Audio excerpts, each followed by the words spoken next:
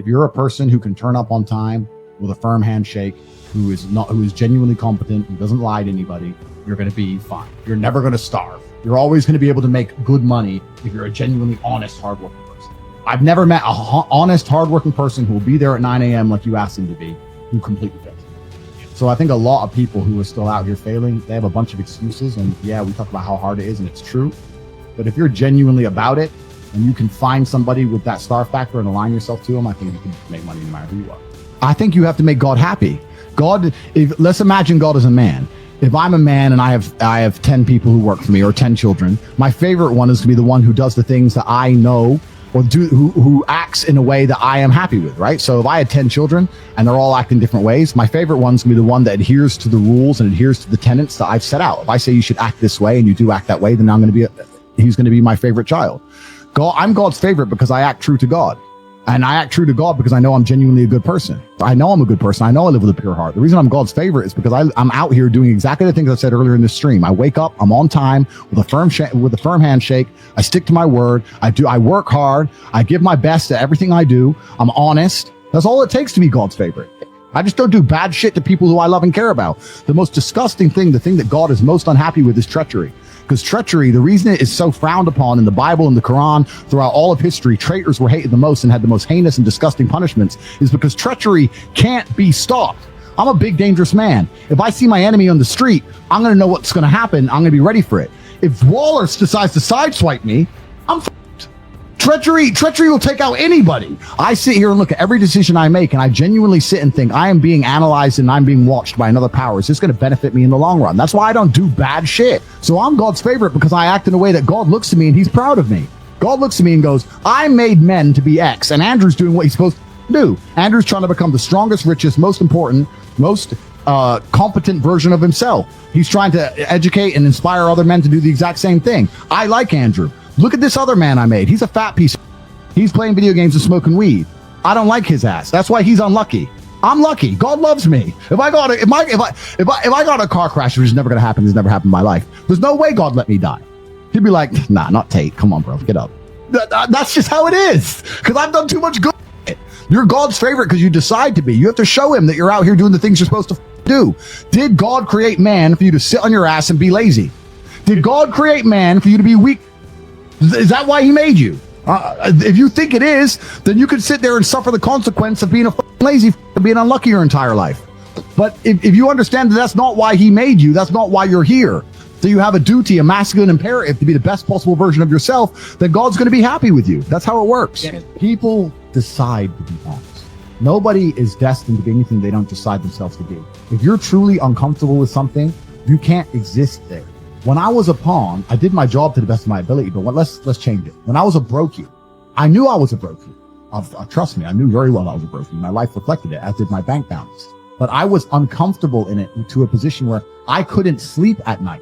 I had sleepless nights just laying there thinking, how the fuck are people buying Ferraris? I can't pay rent. This doesn't make sense. I have to escape. I can't live this way.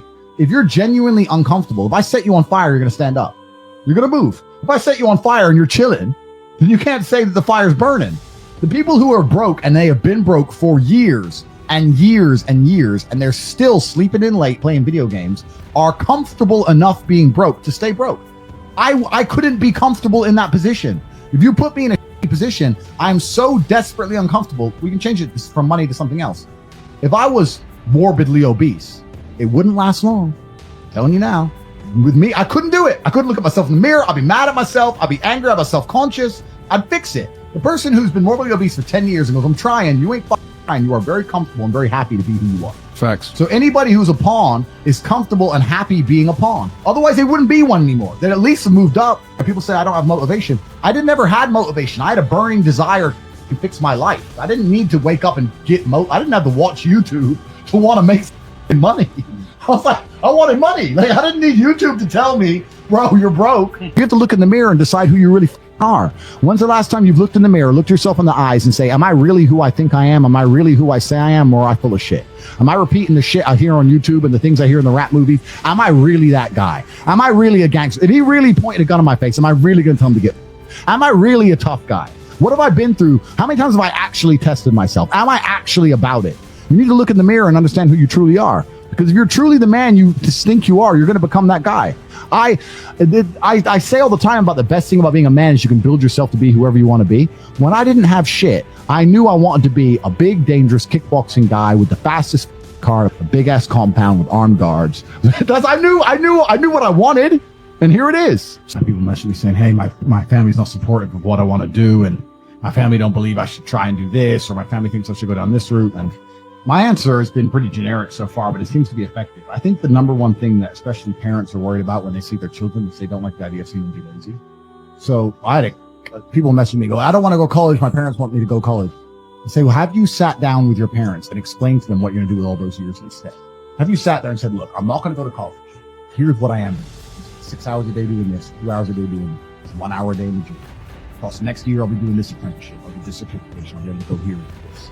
I'm going to get this passport. Or if you just said, I don't want to go to college and turn the TV back on. Why do you think they want you to go to college, right? It doesn't matter what you do. I think if you're a child and you explain to your parents or all the people who love you or people around you are trying to push you in a certain direction and say, look, I have a plan. This is what it is. I have a finite amount of time on the planet. I'm going to dedicate it towards X. I'm going to make sure this is successful. I'm going to do it right. And you show competence and you show that you genuinely give a shit and you're up before them and go to sleep after them. They're not going to hate on anything you do. I think a lot of the people are saying, oh, my parents are trying to suppress me. No, what your parents are trying to do is inspire you to do something because you're lazy and you're doing shit.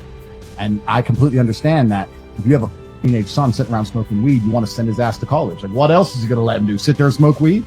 If you were genuinely up grinding, even if you weren't making money, if you were in the gym every day and you're a bodybuilder and you look like a tank, they'd still be a bit like, oh, he's doing something. I mean, like, at least he ain't just sitting around, right? The man, you have to sit there and say, I have to remove all the cheap dopamine, all the cheap replacement for what I'm actually looking for.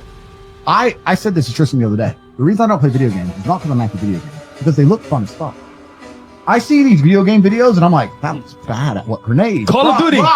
Well, he's running in and out. It looks fun. And that's why I'm not going to play that. Because what's going to happen is I'm going to end up good at that shit.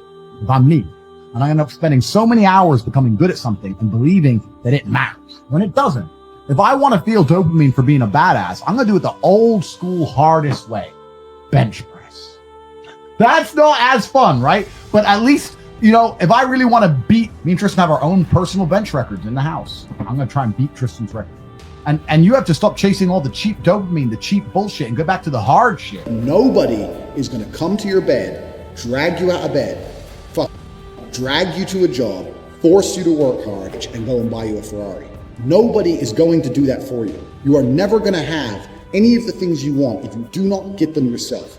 Nobody cares about you enough to do it for you.